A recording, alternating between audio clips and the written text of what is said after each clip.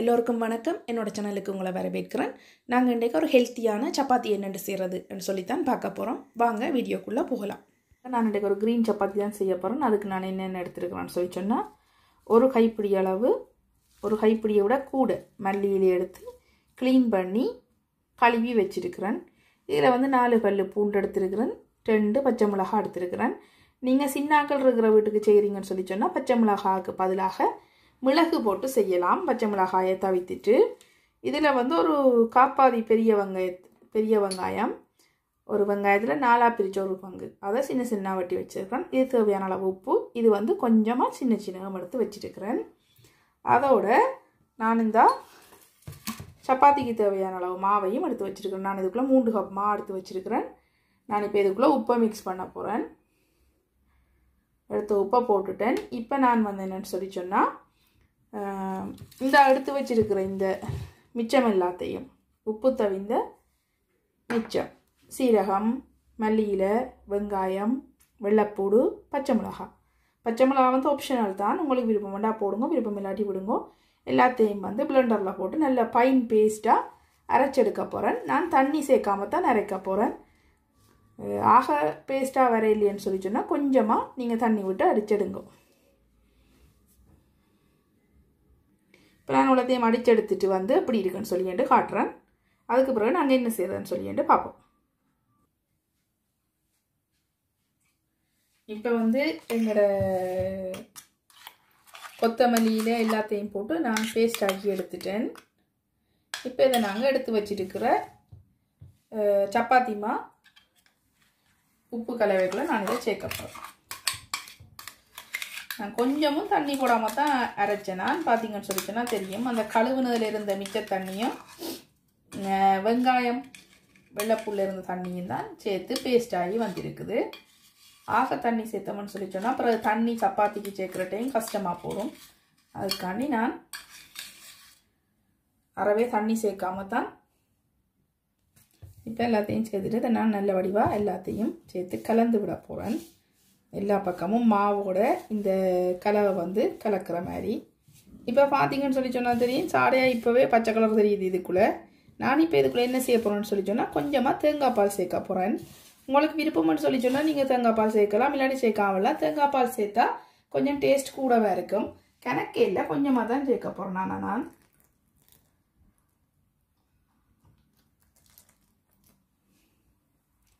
எனக்கு இங்கே கடையில் கிடைக்கிற தேங்காய் பால் தான். உங்களுக்கு நீங்கள் நச்சூரா தேங்காய் பால், தேங்காய் திருவி எடுக்கலும்னு சொல்லி சொன்னால் எடுக்கலாம். இப்போ அதையும் சேர்த்து நான் நல்லா கலந்துட்டேன்.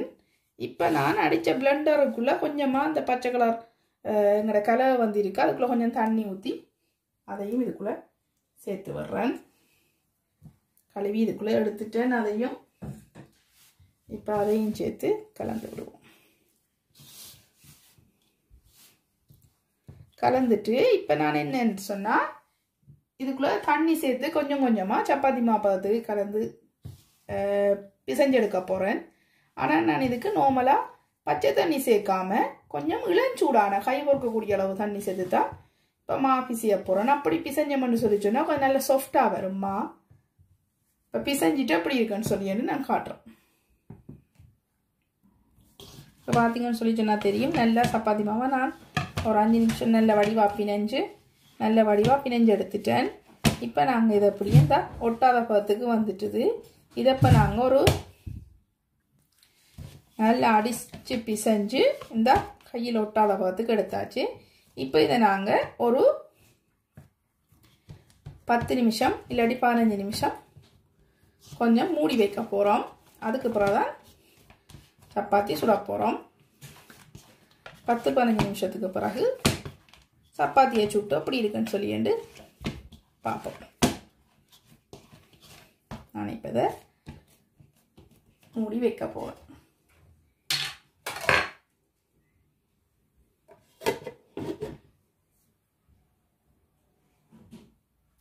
இப்போ 10 நிமிஷம் ஆயிட்டு எங்களோட சப்பாத்தி மாவு ரெடி ஆகிட்டு பார்த்தீங்கன்னா தெரியும், நல்ல சாஃப்டாக வந்துட்டு. இதை இப்போ நாங்கள் சின்ன சின்ன பவுலை பிடிச்சி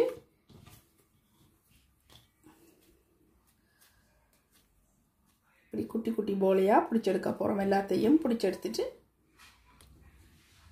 எல்லாத்தையும் வந்து குட்டி குட்டி போலையாக உருட்டி எடுத்துட்டேன் நான். இனி இதை சப்பாத்தி கட்டையில் வச்சு தேய்ச்சிட்டு, என்னோட சப்பாத்தி கட்டையில் நான் தட்டி தான் போட போகிறேன். தேய்ச்சிட்டு சப்பாத்தி மாதிரி சுட்டெடுக்க போகிறோம். சுட்டெடுத்துட்டு நான் எப்படி இருக்கேன்னு சொல்லிட்டு காட்டுறேன் உங்களுக்கு. இந்த ஒர்க்கிங் பிளேஸில் கொஞ்சமாக மாவை தடவி இப்போ நான் இதை சின்ன சின்ன சப்பாத்தியாக உருட்டி எடுக்கேன்.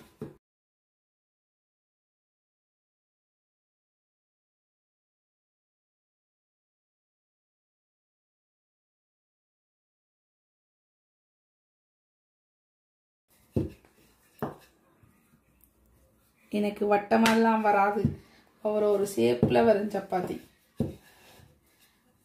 அதை என்னவோ தெரியல, எப்படித்தான் சப்பாத்தி போட்டாலும் வட்டமான ஷேப்பில் வருவதே இல்லை.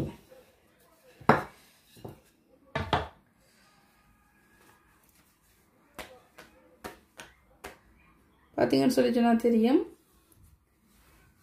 தெரியல. நாங்கள் அரைச்ச சீரகமெல்லாம் சின்ன சின்ன சின்ன சின்ன நான் இதுக்குள்ளே இருக்குது. அது வந்து நல்ல டிசைனாகவும் இருக்குன்னு, சாப்பிட நல்ல டேஸ்ட்டாகவும் இருக்கும்.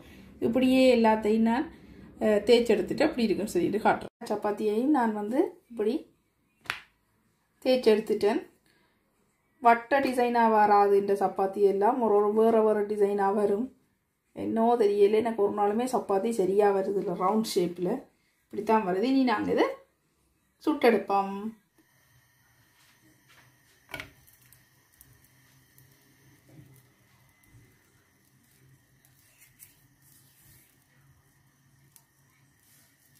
ஒரு நிமிஷம் விட்டு அடுத்த பக்கம் திருப்பி போடணும்.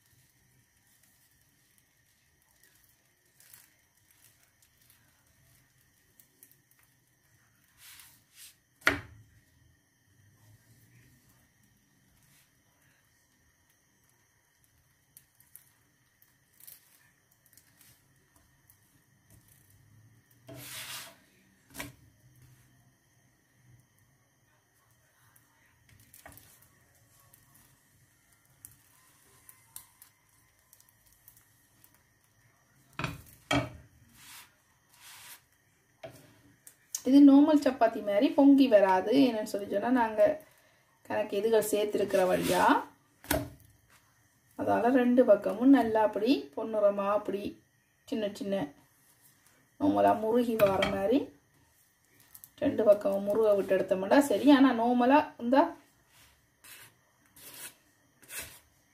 நல்லா ஊதாது, ஆனால் ஓரளவுக்கு கொஞ்சமாக ஊதி வரும்.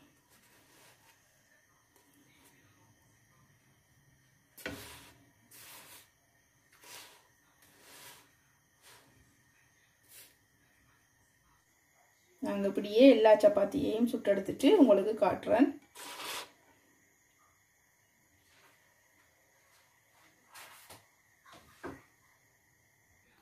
பார்த்தீங்கன்னு சொன்னால் தெரியும், நான் எல்லா ரொட்டி இல்லை எல்லா சப்பாத்தியும் வந்து நான் சுட்டு முடிச்சிட்டேன். இந்த ஆவி பறக்குது.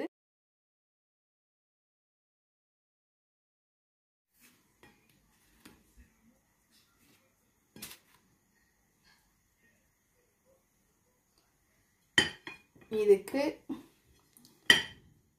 கிரேவியும் வச்சு நான் குத்தே பண்ண போகிறேன். நீங்களும் ட்ரை பண்ணி பார்த்துட்டு உங்களோட லைக் ஷேர் காமெண்ட்ஸை எனக்கு வந்து தெரியப்படுங்க. அடுத்த வீடியோவில் சந்திப்போம். அது வரைக்கும் பாய்.